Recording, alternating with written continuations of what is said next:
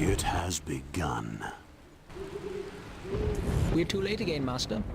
All dead.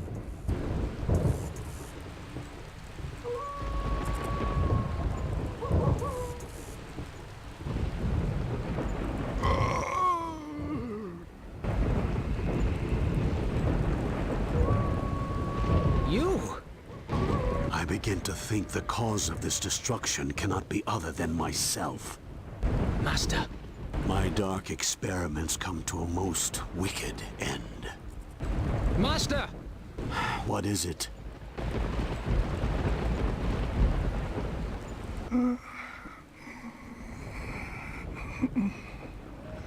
Who's there? That voice. Is that... Yes, Mithras, 'tis I. It seems you are to be my salvation after all. I am no one's salvation. I am a pawn of doom itself. Why, you speak in riddles, sir. I wonder if even my wisdom can decipher them. We should try, and see if you can find sense where I have failed. Where to begin?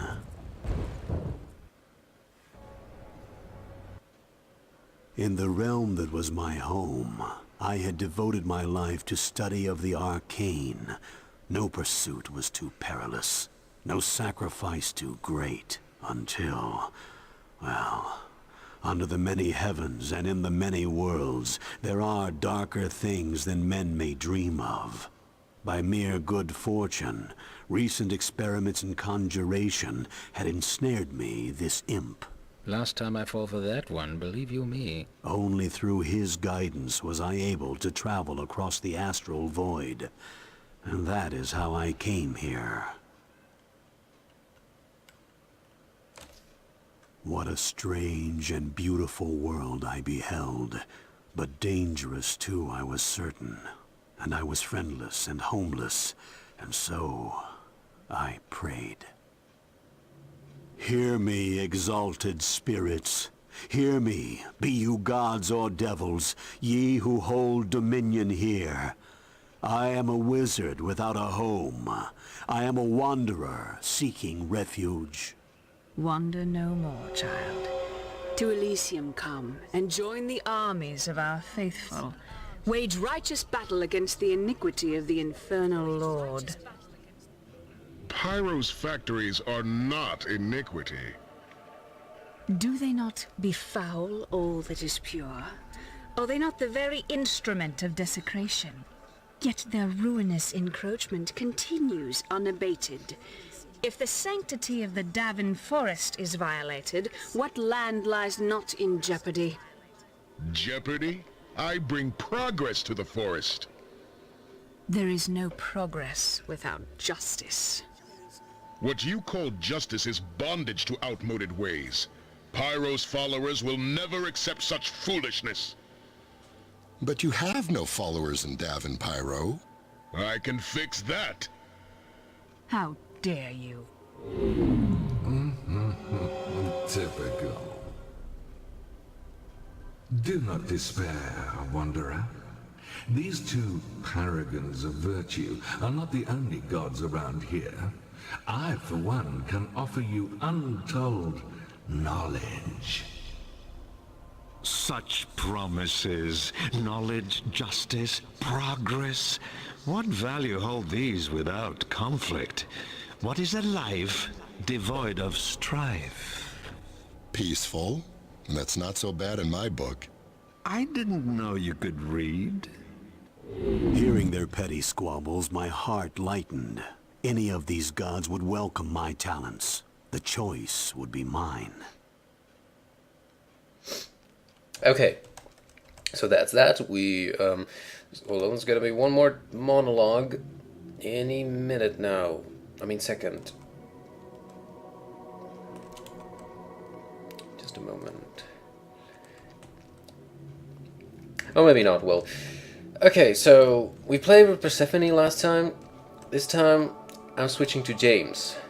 because we're done with Persephone, then it's gonna be James. Once I'm done with James, then follows Stratos.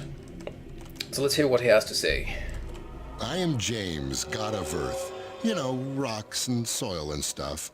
Some nice gems, too. Oh, it's not all brown and gray, you know. Just mostly. One of my altars has been abandoned, and I'd like to know why. Please go and see what you can see. Okay. Okay, so anyway, I'm gonna enter the portal. This little swirling vortex of whatever magical energy it is. I'm gonna enter it. The mission starts.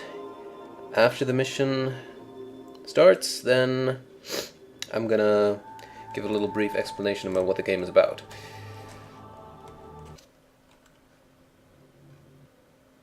The altar of which James spoke was near a small fungus farming community called Prologue, occupied largely by farmers and the cave-dwelling trogs. Simple folk like that are normally very regular in their offerings, so we knew their inactivity meant trouble.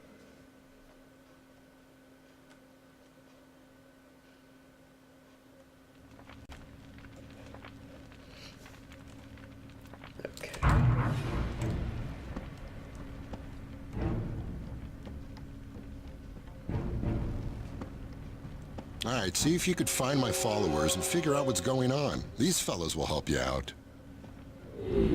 Ready when you are. Let's show those blighters what for. Gamel is one salty old veteran. Hero of the first Battle of Karn, to hear him tell it. Oh, he's handy to have in a fight, to be sure.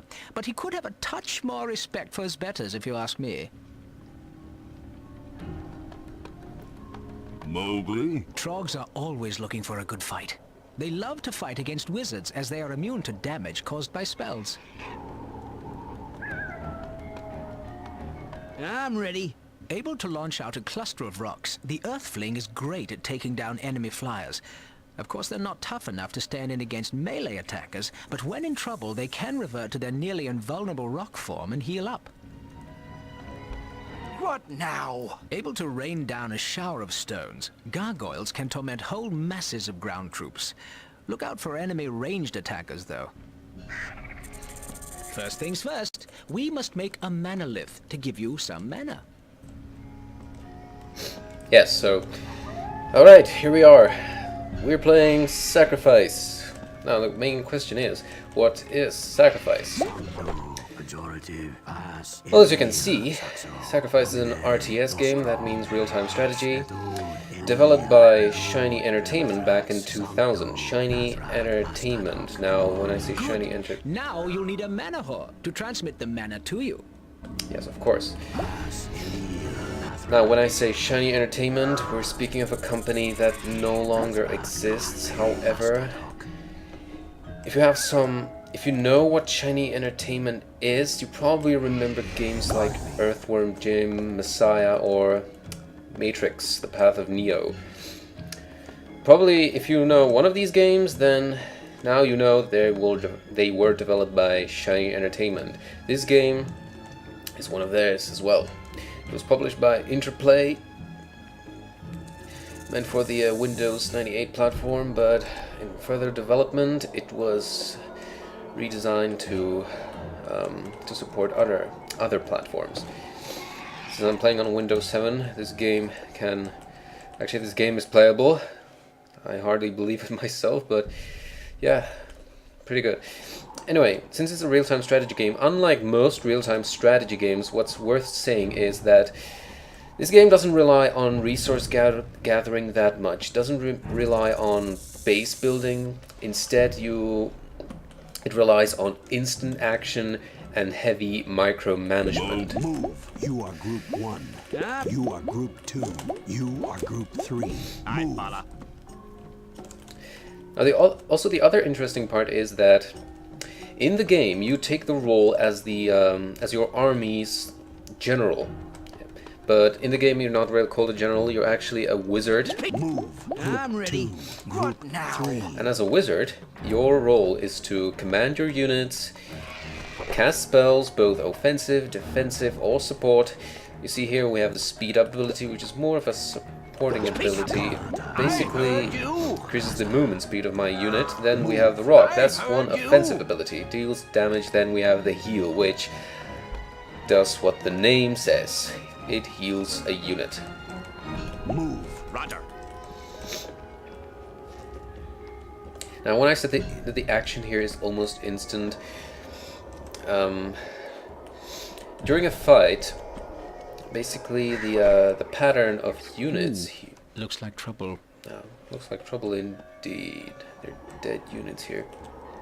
Anyway, how does the fighting work? Basically you have 3 types of units: melee, ranged, and flyers. We have one here, there's the melee unit, the Trog.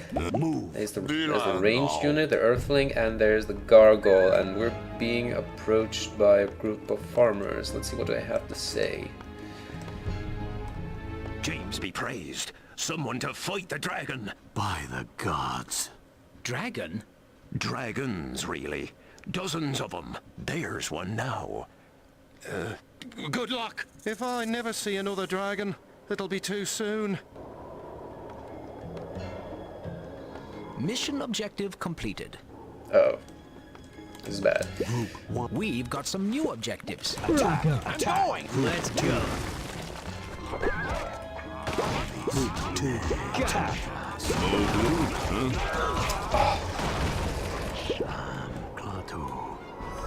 Yeah. It looks like the hatchlings can't fly. Unfortunately not. So anyway, about the melee ranged flying unit pattern. It works just like rock, paper, and scissors. You have melee units to counter ranged units to counter flying units, and flying units to counter melee units. Okay, now, what am I doing here? Basically, I'm trying to gather the one of the resources in the game.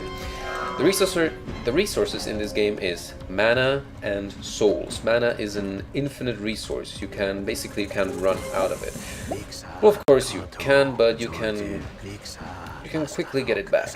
I'll later explain why. Now, what have I done here? I've opened a portal for a certain creature called the Sack Doctor. What does the Sack Doctor do? The portal I summon, and the Sack Doctor comes out of it. He comes out of it and he uses his big syringe, well, he carries a big syringe to impale the corpse of an enemy. The reason he does that is that by doing so, he absorbs this flying red soul. You see, the red soul means that it is a heathen soul. It belongs to my enemy or another unfriendly person, whatever. And after a brief moment, okay, let's watch the process. See, he's impaled the corpse, and after a brief moment, he's going to carry it to my main structure. The main structure is my altar. It's there in the distance. See, he's going to go there. Now, once he goes there,